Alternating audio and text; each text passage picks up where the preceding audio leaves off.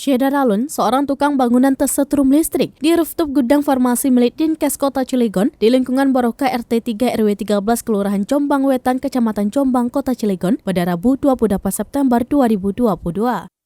Berdasarkan informasi yang dihimpun tribunbanten.com, peristiwa tersebut terjadi sekitar pukul 11.30 waktu Indonesia bagian Barat saat Subur berusia 24 tahun, warga Patia Kabupaten Pandeglang memperbaiki genteng gudang farmasi.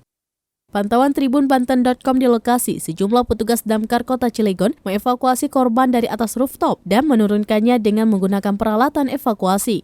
Tampak korban masih dalam keadaan hidup dan masih bergerak. Namun kondisi korban luka berdarah pada bagian wajah karena kesetrum tegangan listrik tersebut. Korban langsung dibawa ke rumah sakit terdekat untuk mendapatkan perawatan lebih lanjut. Kasih Penyelamatan Pencarian dan Pertolongan pada Damkar Kota Cilegon, Agus Ci mengatakan pihaknya menerima laporan adanya insiden tersebut dari Sekmat Jombang sekitar pukul 11.48 waktu Indonesia bagian Barat. Ia menuturkan proses evakuasi korban cukup lama karena titik lokasi sangat sulit. Dirinya mengungkapkan korban mengalami luka pada bagian wajah. Agus Ci mengatakan peristiwa ini masih belum ada kejelasan dan keterangan secara mendalam terkait kronologisnya.